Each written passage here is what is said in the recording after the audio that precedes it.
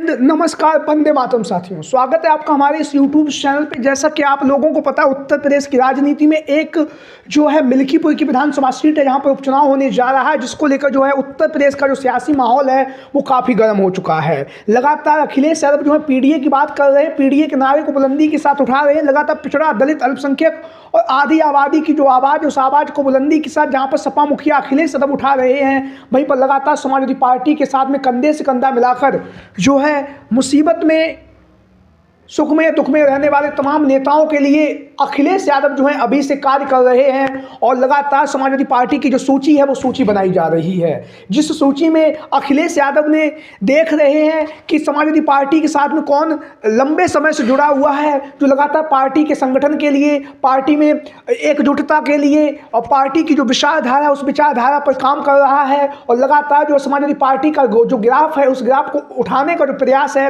वो कर रहा है। तो ऐसे नेताओं की जो सूची है वो अखिलेश यादव जी बना रहे हैं। और लगातार जहां पर अखिलेश यादव जी इस सूची को बना रहे हैं, वहीं पर अखिलेश यादव एक एक नेता को, एक एक कार्यकर्ता को विशेष रूप से ध्यान दे रहे हैं, क्योंकि समाजवादी पार्टी जो है अब पुराने नेताजी, श्रद्धेय नेताजी मुलायम सिंह यादव जी की जो पुरानी विचारधारा थी, उस विचारधारा पर चल रही है, जहां पर अखिलेश यादव लगातार सर्वजन की बात कर रहे हैं, सभी वर्गों को सम्मान दे रहे हैं, सभी के हक की जो लड़ाई है वो लड़ी जा रही है। क्योंकि भारतीय जनता पार्टी के द्वारा लगातार समाजवादी पार्टी को एक जाति विशेष पार्टी बताया जा रहा था, लेकिन लोकसभा के चुनाव में जिस तरह से अखिलेश यादव जी ने सर्व समाज की भागीदारी दी, सभी समाज के लोगों को टिकट दिया, उसके बाद जो है समाजवादी पार्टी के 37 सांसद जीते, जिसमें कहीं ना कहीं जो है अखिलेश यादव जी का जो पीडीए का जो फार्मूला रहा वो हिट रहा। पिछड़ा, दलित, अल्पसंख्यक, आदि आबादी को एक मुश्त करने के बाद अखिलेश यादव जी ने लोकसभा के चुनाव में जिस तरह से भारतीय जनता पार्टी को उत्तर प्रदेश में रोका ही नहीं, बल्कि केंद्र में पूर्ण बहुमत से सरकार भी बनाने से बहुत कदम पीछे ढकेल दिया।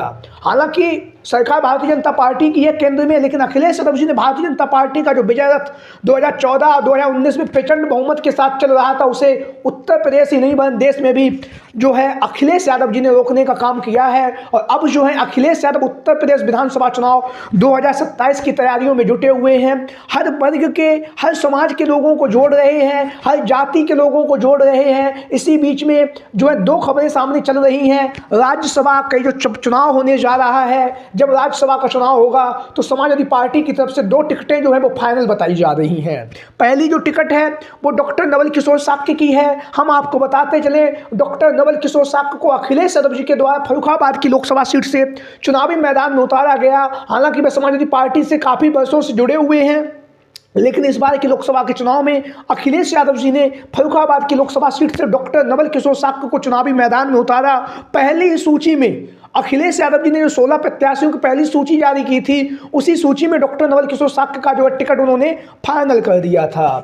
और उसी टिकट पर अगर हम बात करें तो फर्रुखाबाद की लोकसभा सीट पर साक्य बाहुल सीट है, राजपूत बाहुल ये सीट है, लोधी किसान बाहुल ये सीट है। इस सीट पर साक्य समाज को एकजुट करने के लिए, देश भर में, उत्तर प्रदेश भर में संदेश पहुंचाने के लिए अखिलेश यादव जी ने नवल किशोर साक्य को चुनावी मैदान में उतारा।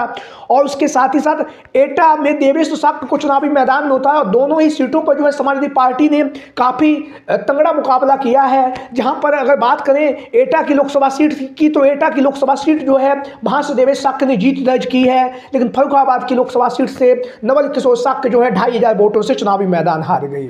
हालांकि धांधली के जो आरोप हैं वो लगातार अखिलेश यादव जी के द्वारा लगाए गए, नवल किशोर साक्य के द्वारा लगाए गए। एक याचिका जो है माननीय न्यायालय में विचाराधीन है, और भारतीय जनता पार्टी के जो वर्तमान समय में सांसद हैं उनकी मुश्किलें जो हैं बढ़ती हुई दिखाई दे रही हैं।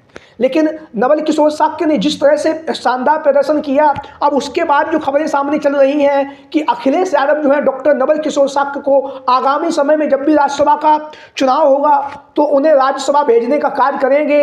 राज्यसभा के लिए उनका जो टिकट है वो तय माना जा रहा है, क्योंकि नवल किशोर साक्य साक्य समाज के बड़े नेता बन चुके हैं। और लगातार जो साक्य समाज ने जिस तरह से लोकसभा के चुनाव में अखिलेश यादव जी का साथ दिया है, तो साक्य समाज को सम्मान देने के लिए अखिलेश यादव जो है साक्य समाज के लोकप्रिय नेता डॉक्टर नवल किशोर साक्य को राज्यसभा भेजने जा रहे हैं। इसी कड़ी में अगला जो नाम है डॉक्टर लक्ष्मण यादव, जिन्हें आप लोग जानते हैं भूतपूर्व दिल्ली विश्वविद्यालय के जो प्रोफेसर रह चुके हैं, लेकिन जिस तरह से उन्हें नौकरी से निकाला गया, क्योंकि वह लगातार समाज को जोड़ने का कार्य कर रहे थे, लगातार समाज की जो आवाज़ है उसे बुलंदी के साथ उठा रहे थे। भारतीय जनता पार्टी की जो राजनीति है उसको लेकर लगातार तंज कस रहे थे। तो दिल्ली विश्वविद्यालय से जो है डॉक्टर लक्ष्मण यादव को जो है बाहर निकाला गया। उसके बाद जो है उन्होंने प्रोफेसर की डायरी नाम की पुस्तक लिखी, जिससे उन्हें लोकप्रियता मिली। लोकप्रिय पहले भी थे, लेकिन प्रोफेसर की डायरी ने उनकी लोकप्रियता बढ़ाई।